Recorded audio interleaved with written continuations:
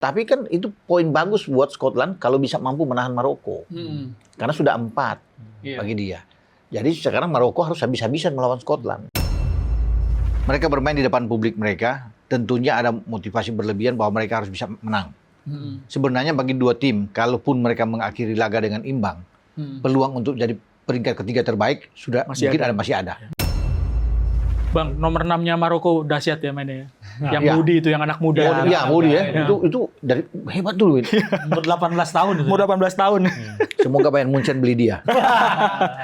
Ya kan? Lagi aja. Iya dong. Dia mainnya di Lille, temennya Calvin Verdong. Iya, di Lille. Diajak naturalisasi aja. Selanjutnya mungkin tadi kita udah review pertandingan-pertandingan. Bulan ya kan? Iya, yang sebelumnya. Sekarang kita akan preview pertandingan-pertandingan menarik yang akan bertanding besok. Mungkin besok ada juga ya. Ada grup A, tuan rumah Meksiko dan Korsel. Nah ini menarik juga nih karena menang semuanya nih. Korsel dan Meksiko ini di grup A tuh yang diunggulkan ya untuk bisa lolos mungkin. Sekali lagi menang mereka akan lolos ke fase knockout. Yang menarik adalah saya melihat Korsel. Korsel itu punya ikon juga. Son Heung-min. Rekannya Harry Kane dulu. Ya, dia sukses di Inggris, terus pindah ke Amerika dengan level kompetisinya yang harus diakui intensitasnya nggak seperti di Eropa gitu. Main lawan CSKA di pertandingan pertama, Son main jadi kapten. Korea Selatan nggak bisa cetak gol. Iya. Hong Myung-bo, pelatihnya Korea Selatan, berani tarik keluar Son Heung-min dan Korea cetak gol. Iya. Menang, comeback setelah ketinggalan 0-1, menang comeback 2 gol dan Son Heung-min ditarik keluar, Korea Selatan bisa cetak gol. Jadi ada keberanian dari Hong Myung-bo untuk menarik bintangnya, ikonnya. Ini pemain paling sukses di Korea Selatan untuk tarik keluar ketika dia nggak perform. Iya. Yang akan menjadi pertanyaan, seperti apa nasibnya Son di pertandingan-pertandingan berikutnya gitu ya? Apakah dia tetap dijadikan kapten, terus perform? Kalau misalnya nanti lawan Meksiko saya pikir lebih berat dibandingkan CSKA ya. Dengan permainan seperti kemarin mereka tuan rumah itu. Apakah dia bisa perform cetak gol? Apakah dia jadi kapten terus nggak bisa cetak gol ditarik keluar lagi? Kita nggak tahu. Saya penasaran seperti apa nanti peran dari Son Heung-min karena waktu lawan CSKA dia punya peluang. Skillnya nggak hilang, dia bisa tekuk orang, punya ruang tembak pada saat eksekusi melenceng 2 kali atau 3 kali. Itu kan kelihatan bahwa apakah karena dia pindah ke kompetisi yang intensitasnya lebih rendah gitu ya, lebih nggak seperti sehingga instingnya itu hilang. Skillnya nggak hilang, tapi insting untuk bagaimana menyelesaikan peluang itu yang nggak keluar di lawan CSKA dan keberanian dari pelatihnya sih. Pelatihnya legend, dia 7 kali di Piala Dunia, 4 kali sebagai pemain. Dia berarti ya. Bisa dibilang seperti itu ya. 4 kali sebagai Portugal, kan? Saya nggak nyebut Portugal loh ya. 4 kali sebagai pemain, 3 kali sebagai pelatih, sekali asistennya di Advokat. Jadi pelatihnya punya kapasitas yang legend juga gitu, meskipun belum pernah juara ya. 2002 waktu masuk semifinal Hong Myung-bo main di Piala Dunia. Sekarang jadi pelatih. Jadi legend lah. 21 tahun dia udah main di Piala Dunia. Sampai 4 Piala Dunia berikutnya. Nah tadi sedikit mungkin Meksiko sama Korsel siapa nih? Ini kan pertaruhan juga siapa yang akan menjadi juara grup mungkin ya. Di pertandingan ini. Saya mungkin tidak akan bahas tentang Korsel ya. Karena Erwin sudah banyak bahas tentang Korsel. Mungkin Meksiko menurut saya ya. Mereka bermain di depan publik mereka. Tentunya ada motivasi berlebihan bahwa mereka harus bisa menang. Sebenarnya bagi dua tim, kalaupun mereka mengakhiri laga dengan imbang, peluang untuk jadi peringkat ketiga terbaik masih ada di depan mata. Tapi tentunya untuk aman, salah satu harus menang. Itu aman benar. Mau Korea menang atau Meksiko menang. Berarti ini akan ngotot-ngototan. Pasti akan habis-habisan berdua ya. Terlepas mungkin akhir-akhir bisa, akhirnya seri juga kan. Sudah ngotot dua-dua, sudah habis-habisan, draw juga. Gitu kan. Peluang untuk lolos masih terbuka. Karena kalau kedua tim ini juga terakhir lolos, sudah pasti lolos itu. Maksudnya dua ini akan bermain draw lagi. 2 kali draw kan, masing-masing 1 kemenangan. Udah pasti lolos. Tinggal hitung-hitungan golnya aja kan. Karena 5 poin itu nggak mungkin nggak lolos. Ya apalagi 2 tim. Jadi saya pikir ini bagi Meksiko karena bermain di kandang. Dan Korea kan bermain di Azteca ini. Karena mereka mungkin masuk pertama di Azteca. Mungkin saja akan terkendala. Mungkin ya. Akan terkendala dengan cuaca yang ada di sana menurut saya. Dengan keadaan kelembapan dengan tipisnya udara. Karena di Azteca itu di Meksiko itu kan 2.200 di atas permukaan laut. Tidak sembarang tim. Kalau tuan rumah sudah oke. Nah, ini akan jadi salah satu juga tantangan bagi Korea lah. Ya, untuk bisa bagaimana mereka bisa bermain dengan selama 90 menit dengan gas terus kan. Bisa aja mereka di babak kedua habis. Dan ini akan menjadi milik Meksiko, dan Meksiko akan berusaha dengan dukungan publik yang luar biasa, militansi publik. Mereka ingin mendapatkan sebiji gol pun mereka akan berusaha untuk bisa. Tidak mudah. Untuk mengalahkan Korea tidak mudah, bahkan bukan tidak mungkin juga Korea akan menang bahkan untuk melawannya. Cuma memang saya melihat taktik bagi Javier Aguirre sebagai pelatih, mereka ingin memaksakan kemenangan dalam pertandingan ini. Raul Jimenez tetap akan menjadi orang yang di atas untuk bisa mencetak gol ya. Boleh nanya nggak ke Bang Ropan? Boleh. Siap. Bang, tahun 86 Bang Ropan kan ada di Azteca. Ya. Yang jadi penasaran buat saya suasana terutama kayak apa di Meksiko kalau pertandingan di Azteca. Terus yang kedua soal Bang Ropan tadi bilang ada ketinggian itu berasa agak terasa.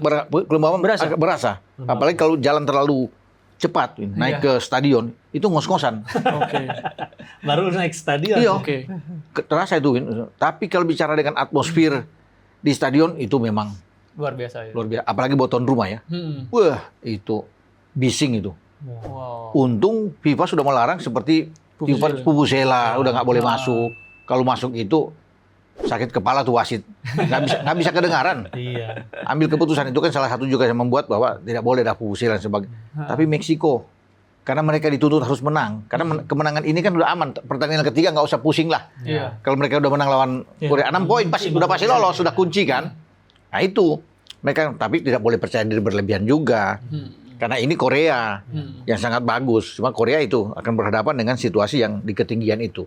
Kalau mereka bisa atasi selama 90 menit, bisa aja Korea bisa kemenangan. Bisa aja. Gitu lawan Meksiko. Oke. Selanjutnya mungkin pertandingan Brazil, di grup C ya kalau nggak salah. Brazil, Haiti. Brazil kemarin gagal nih. Iya. Seri lawan Maroko sama kuat ya. 1-1. Nah ini Maroko juga lawan Scotland yang kemarin menang lawan Haiti. Artinya nih masih terbuka semua ya, kecuali Haiti mungkin. Justru yang peluangnya paling besar kan tim yang udah menang. Dalam hal ini Scotland. Scotland cukup meyakinkan waktu lawan Bolivia di pemanasan mereka juga menang besar gitu dengan cara main yang oke dengan pemain-pemain ya McTominay, John McGinn ya. Kaptennya siapa tuh? Siapa tuh? Robertson. Andy Robertson ya. Dihubung-hubungin sama Liverpool. Saya kedelaran ngomongin sama klub terus. Ya, Scotland punya peluang yang paling besar ya karena mereka sudah menghadapi Haiti dan mengambil keuntungan dengan menghadapi tim yang bisa dibilang paling lemah. Dan kalau kembali ke Brasil waktu lawan Maroko mereka berhasil tahan imbang 1-1 itu. Tapi cara mainnya kan nggak berhasil banget gitu. Ya kan jauh dengan Brasil yang selama ini kita kenal. Yang bintangnya paling banyak gitu. Ya, terakhir juara 2002. Waktu itu akan disamakan oleh Jerman. Ya. Satu lagi ya, Bung? Satu lagi. Waktu 2002 juara, kalau dibandingkan dengan sekarang, kalau Brasil udah pasti ngomong juara. Dibandingkan sekarang jauh. Ya, Ronaldo, Rivaldo, berarti dari Roberto kualitas Carlos. Pemainnya juga ya jauh. Ya? Iya, terutama di lini belakang. Lini belakang back tengahnya bagus, Gabriel sama Marquinhos. Tapi back kiri kanannya kan PR. Back kiri kanannya itu udah 30-an semua. Iya. Pemain-pemain back kirinya. Ada penerus Marcelo gitu. Iya. Roberto Carlos. Maxwell. Ada Wesley yang lebih muda cedera pulang. Jadi ada PR di lini belakang dari Brasil. Di lini serang pun juga ya masih ada Vini Junior dengan gol tipikalnya dia itu waktu lawan Maroko gitu. Tapi ketika striker utamanya juga tidak predator seperti nomor 9 seperti sebelum-sebelumnya gitu ya. Susah juga buat Brasil ya. Harus ada breakthrough sih menurut saya ya, terutama di lini pertahanan. Iya. Kalau Bung Ropan melihatnya gimana, Bung? Mungkin lebih ke Maroko ya. Kalau tadi Brazil kan dibahas Bung Erwin. Kalau bilang soal Maroko, mestinya kan mereka lawan Brasil mereka menang kemarin menurut saya. Ya sayang sekali, permainan apalagi di babak pertama itu kan. Itu saya tercengang lihat tuh. Gila mereka main. Brasil nggak bisa bermain apa-apa tuh. Terkunci sama sekali.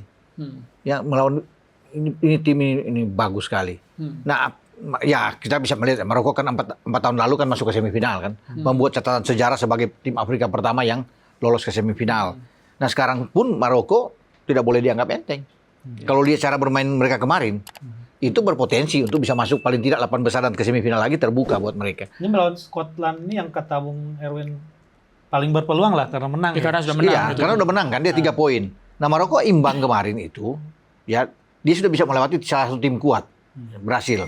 Tapi ketika akan masuk dengan Scotland, saya masih meyakini bahwa Maroko akan menang. Kalau lihat permainan seperti kemarin tuh, dengan gaya bermain seperti itu, mereka bisa menang. Bukannya Scotland lemah, bukan. Tapi kalau untuk bisa menang 1-0, 2-1, Maroko bisa mengatasi Scotland. Scotland tim yang bagus memang. Tapi kan Scotland belum teruji. Haiti kan, dan dia menang. Haiti. Uji dulu ke Maroko. Kalau mereka mampu menahan Maroko. Bagi Scotland, draw dengan Maroko udah bagus. Udah bagus. 4 poin kan Maroko yang terpojok. Cuma 2 poin. Walaupun terakhir bahwa akan berhadapan dengan Brasil enggak. Scotland dengan Brasil dong. Maroko dengan Haiti. Ya pasti Maroko menang lah. Walaupun belum bertanding. Tapi kan itu poin bagus buat Scotland kalau bisa mampu menahan Maroko. Karena sudah 4 bagi dia. Jadi sekarang Maroko harus habis-habisan melawan Scotland. Bang, nomor 6-nya Maroko dahsyat ya mainnya. Yang Moody itu, yang anak muda. Iya, Moody ya. Itu dari hebat dulu. Umur 18 tahun itu. Umur 18 tahun. Semoga Bayern Munchen beli dia. Iya kan? Lagi aja. Iya dong. Dia mainnya di Lille, temennya Calvin Verdong. Iya, di Lille. Jadi diajak naturalisasi aja. Jadi itu Coach bilang, kalau bilang ke Maroko, tetap Maroko ini tim yang berpotensi untuk bisa mengejutkan. Berarti di grup ini mungkin ada 3. Akan ada yang singkir ya antara Brazil, Maroko. Saya pikir enggak, 3 akan lolos dari grup ini. Kan ada peringkat ketiga terbaik, ada 8 kan. Untuk maju ke 32 besar. Jadi bisa aja 3-3 ini lolos karena yang menjadi korban besar itu adalah Haiti. Kalau mereka ada draw kemudian Haiti diambil 3 semua kan bisa lolos tuh. 4 poin atau 5 poin kan lolos. Itu yang saya bilang tadi, Scotland misalnya sudah menang, draw dengan Maroko, draw dengan Brasil. Lolos aman. Brasil juga itu hanya Haiti, draw sudah draw dengan Maroko, draw lolos aman. Maroko juga kan begitu kan, hajar Haiti, draw dengan Scotland, sebelumnya sudah draw dengan Brasil. 3-3 lolos, sama-sama poin 5, tinggal unggul di gol mana. Kuncinya hajar Haiti lah. Iya kan? Kunci gol sebanyak-banyaknya, 3-3 masih lolos. Jadi grup ini, ya itu, 3-3 aman untuk melenggang ke babak selanjutnya. Begitu, gila. Haiti aja. Jadi lumbung gol tuh Haiti kan, disikat aja. Kasihan juga tuh.